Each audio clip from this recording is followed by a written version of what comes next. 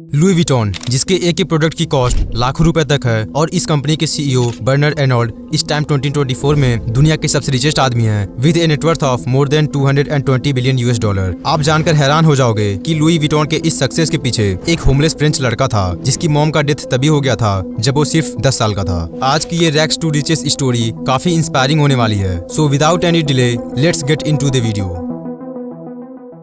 इस स्टोरी की शुरुआत होती है लगभग 2 सेंचुरी पहले, जब 1821 में लुई विटॉन का जन्म फ्रांस के एक छोटे से गांव एंकाई में होता है। लुई एक वर्किंग क्लास फैमिली से बिलोंग करते थे। लुई के फादर एक्सेवियर एक फार्मर थे और लुई की मदर एक हैट मेकर थी। लुई यंग एज से ही अपने फैमिली फार्म पर जानवरों को पालते और लकड़ियों को इकट्ठा करते। लुई को कोई भी एजुकेशन नहीं मिल रही थी। लुई जब 10 साल के हुए तब उनकी लाइफ और डिफिकल्ट हो गई जब लुई की मदर का डेथ हो जाता है। कुछ टाइम के बाद लुई के फादर सेकंड मैरिज कर लेते हैं। लुई की स्टेप मदर हमेशा लुई को डांटती और काफी मैनिपुलेटिव बिहेव करती थी, जिसकी वजह से लुई घर छोड़कर पेरिस जाने के लिए सोचने लगा। और 1835 में जब लुई सिर्फ 13 साल का था तब वो रात में बिना किसी को कुछ बताए घर से पेरिस के लिए निकल जाता है। बट पेरिस एंकाई से लगभग 470 किलोमीटर दूर था। लुई के पास ना तो पैसे थे और ना ही कुछ खाने को, जिसकी वजह से उसे कई दिनों तक रोड पर चलते चलते ही भूखे पेट सोना पड़ता था। अपनी इस हालत को देखते हुए रास्ते में जितने भी गांव पड़ते वहां पर कुछ न कुछ छोटा मोटा काम जरूर करते जहां से उन्हें थोड़े बहुत पैसे मिल जाते।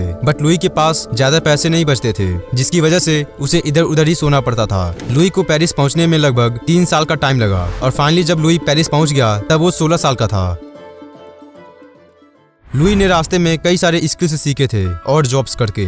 इस टाइम पर पेरिस में इंडस्ट्रियलाइजेशन का दौर चल रहा था, जिसकी वजह से ट्रेन डेली बाय डेली और पॉपुलर हो रहा था। तो फिर लुई अपर क्लास लोगों के लिए कस्टम मेड लगेज बनाने लगे। लुई लगेज बनाने के काम को कई साल तक करते हैं और डेली कुछ न कुछ नया जरूर सीखते हैं, जिसकी वजह से लुई के द्वारा बनाए हुए लगेज लोगों को पसंद आने लगे। इसके बाद 1851 में फ्रांस की एम्प्रेस को लुई के द्वारा बनाए हुए यूनिक लगेज के बारे में पता चलता है और उन्हें वो लगेज बहुत पसंद आते हैं। तो उन्होंने लुई को as a personal box maker के तौर पर हायर कर लिया। लुई के लिए काफी बड़ी सक्सेस थी बिकॉज लुई एक टाइम पर एक होमलेस लड़का था और अब वो रॉयल फैमिलीज के लिए काम कर रहा था। But Louis had a greater vision for his future. तो लुई ने 3 साल तक एम्प्रेस के लिए काम किया और 1854 में लुई ने पेरिस में अपना एक बॉक्स मेकिंग वर्कशॉप खोल लिया to sell his own products. इसी साल 1854 में ही लुई एक क्लेमेंस एमिली पेरियॉक्स नाम की लड़की से शादी भी कर लेते हैं। इस टाइम पर मार्केट में जितने भी बॉक्सेज बनती थी उनमें लुई ने काफी बड़ी गलतियों को नोटिस किया, जैसे कि बॉक्सेज लेदर के बने हुए होते थे और उनका जो टॉप है वो राउंडेड शेप का हुआ करता था, जिससे कि बारिश का पानी ऊपर ना रुक पाए। But the major problem with this कि बॉक्सेज को स्टैक करके कैरी नहीं किया जा सकता था। तो लुई ने पहले तो कई सारी मटेरियल्स को यूज करके एक्सपेरिमेंट किया और उन्हें कैनवस सभी मटेरियल से ज्यादा बेटर लगा, क्योंकि कैनवस वाटरप्रूफ होने के साथ साथ लेदर से भी ज्यादा ड्यूरेबल था। तो फिर क्या था, लुई ने 1858 में कैनवस से रेक्टेंगुलर शेप का बॉक्स बनाया and boom, the business of Louis Vuitton gained even more popularity because अब कैनवस के बने हुए रेक्टेंगुलर बॉक्सेस की वजह से उसे स्टैक किया जा सकता था और इसे कैरी करने में भी लोगों को काफी कन्वीनियंस फील हो रहा था।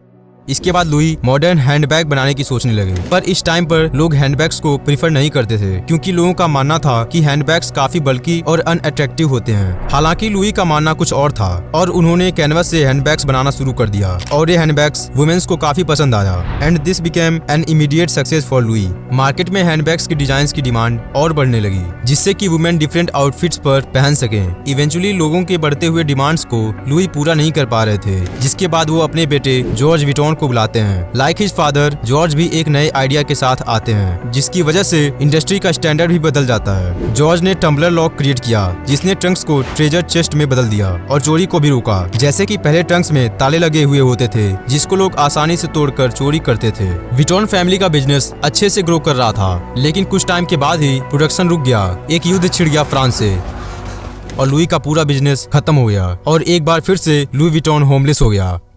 1870 में फ्रैंको प्रशियन वार स्टार्ट हो गया, जिसकी वजह से लुई विटॉन और उसकी फैमिली को फोर्सफुली अपना घर छोड़ना पड़ा और उन्हें एक क्रैम्प्ड शेल्टर में हजारों की संख्या में रेफ्यूजीज के साथ रहना पड़ा। फूड की सप्लाई बहुत कम था, जिसकी वजह से लुई को लगा कि उनकी फैमिली भूख से मर जाएगी। फाइनली जब 1871 में वॉर खत्म हुआ तब लुई अपनी फैमिली को लेकर पेरिस वापस आ जाते हैं। पर वो जब अपने वर्कशॉप पर जाते हैं तब वे देखते हैं कि उनके वर्कशॉप के अंदर की चीजें टूटी हुई थी और कई सारी चीजें भी गायब थी। मतलब कि इतने सालों की लुई की मेहनत बर्बाद बर्बाद हो चुकी थी। पर लुई निराश होने के बजाय बचे हुए पैसे से अपने वर्कशॉप को रिबिल्ड करने लगे। वॉर की वजह से प्रॉपर्टी के प्राइसेस काफी कम हो गए थे, जिसके बाद लुई ने कुछ लैंड परचेज किया और वर्कशॉप खोलने के कुछ महीनों के अंदर ही बिजनेस फिर से ग्रो करने लगा और इस बार दुनिया भर से ऑर्डर्स आ रहे थे। 1885 में लुई विटॉन ने पहला शॉप फ्रांस के बाहर ओपन किया।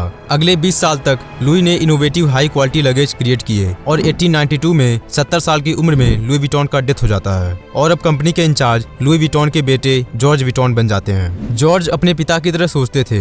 जॉर्ज ने कंपनी में कई सारे चेंजेस किए थे, जिसकी वजह से आज भी ये सक्सेसफुल लग्जरी कंपनी है। जॉर्ज का मेजर क्रिएशन था फेमस क्लासिक मोनोग्राम कैनवस, जिसके अंदर LNV का इंटरलॉकिंग डिजाइन का पैटर्न था। इस डिजाइन को पहली बार 1896 में जॉर्ज ने इंट्रोड्यूस किया in the honour of his father. इसके बाद जॉर्ज को रियलाइज हुआ कि बिजनेस को इंटरनेशनल सेल्स नेटवर्क की जरूरत है और फिर जॉर्ज मिलते हैं एक जॉन वनामेकर नाम के आदमी से, जो कि जॉर्ज को इसमें मदद करने वाला था। जॉन ने प्राइस टैग को इन्वेंट किया और डिपार्टमेंट स्टोर के कंसेप्ट को इंट्रोड्यूस किया। जॉर्ज को अब अपने बेटे गैस्टन विटॉन से सपोर्ट मिल रहा था, जिसके बाद उन्होंने कई सारे इनोवेटिव डिजाइन्स क्रिएट किए। टाइम के साथ साथ जॉर्ज ने पूरे यूनाइटेड स्टेट्स में अपना डिस्ट्रीब्यूशन नेटवर्क बिल्ड कर दिया। बिजनेस तेजी से ग्रो कर रहा था। तभी 1936 में जॉर्ज विटॉन का डेथ हो जाता है और अब पूरे कंपनी की जिम्मेदारी जॉर्ज के बेटे गैस्टन के ऊपर आ जाती है। गैस्टन को अपने फादर और ग्रैंडफादर के अनफिनिश्ड प्लान्स को अकेले ही पूरा करना था। बट गैस्टन की जर्नी की शुरुआत एक दुर्भाग्य से होती है। सेकेंड वर्ल्ड वॉर शुरू हो जाता है और सभी बिजनेस कॉन्ट्रैक्ट्स कैंसिल हो जाते हैं। क्लाइंट्स प्रोडक्ट्स को अफोर्ड नहीं कर पा रहे थे,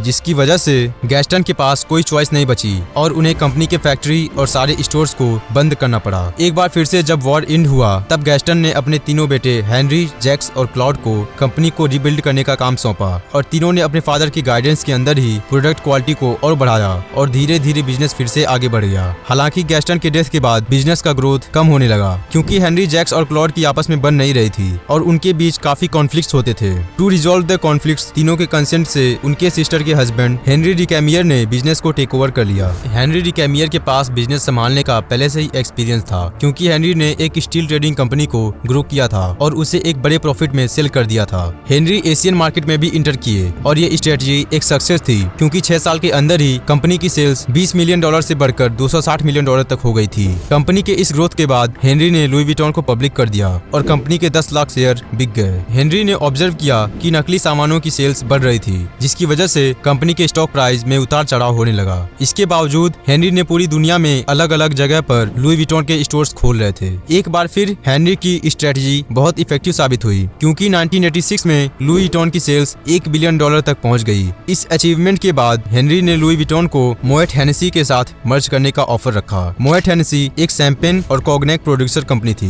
दोनों कंपनी कंबाइन होकर एक LVMH नाम की लग्जरी कंपनी बनाते हैं। दोनों कंपनी के मर्ज होने के बाद हेनरी और मोएट हेनेसी के प्रेसिडेंट के बीच कुछ डिस्प्यूट हो गया और हेनरी डिकैमियर पूरे कंपनी के ऊपर अपना कंट्रोल मेंटेन रखना चाहते थे। तो हेनरी ने इस काम के लिए एक प्रॉपर्टी डेवलपर बर्नार्ड एनॉल्ट नाम के आदमी से इस सिचुएशन को मैनेज करने के लिए हेल्प मांगते हैं। लेकिन हेनरी को बाद में रियलाइज होता है कि बर्नार्ड उन्हें ही धोखा दे रहा है। बर्नार्ड ने सीक्रेटली लुई विटॉन के 43% शेयर खरीद लेते हैं और बर्नार्ड को मोएट हेनेसी फैमिली से भी सपोर्ट मिल रहा था, जिसके बाद हेनरी ने बर्नार्ड के ऊपर केस कर दिया। बट कोर्ट भी बर्नार्ड की साइड ही लेता है। हेनरी को बहुत गुस्सा आता है और हेनरी लुई विटॉन को क्विट कर देते हैं। इस इंसिडेंट के बाद LVMH के शेयर्स के प्राइसेस गिरने लगे और कंपनी लॉस में जाने लगी, जिसके बाद एक वेस कार्सेल नाम के आदमी को LVMH को लीड करने के लिए अपॉइंट किया गया और कंपनी फिर से नए नए बोल्ड आइडियाज के साथ आने लगी, जिसकी वजह से कंपनी फिर से ग्रो करने लगी। इसके बाद से कंपनी कई सारी मल्टीपल प्रोडक्ट्स भी बनाने लगी, इंक्लूडिंग वॉचेस, ज्वेलरी और सनग्लासेज। कंपनी अपने सारे प्रोडक्ट्स को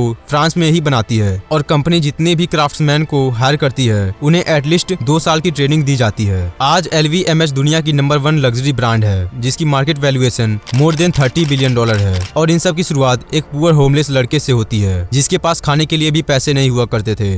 this was the inspiring story of Louis Vuitton. Video अगर थोड़ी सी भी अच्छी लगी हो तो लाइक जरूर करें, इससे मुझे और अच्छे वीडियोस बनाने का मोटिवेशन मिलेगा। मैं मिलता हूँ आपसे नेक्स्ट वीडियो में। बाय।